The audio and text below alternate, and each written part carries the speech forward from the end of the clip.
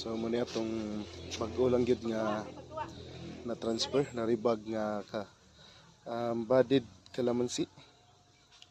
So bali budded ni siya kay ang rootstock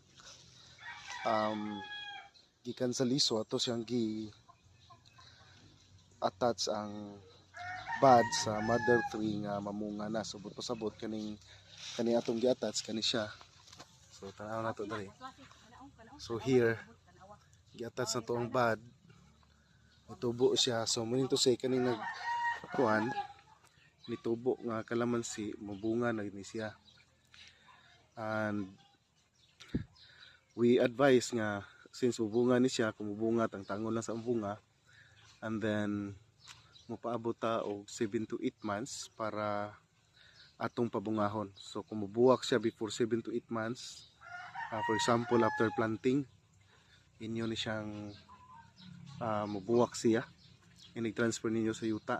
Tangtangon lang sa gyud ang buwak, tangtangon ang bunga, para ang purpose maka-concentrate siya para mo dako, para makasanga, and mas mo dako ang stem.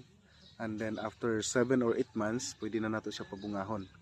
Ang tuyoan na para dili siya masout and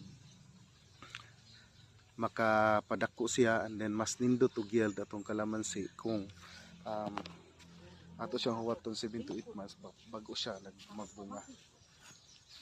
So mo ni siya atong mga bag-o nga ribag nga kalamansi.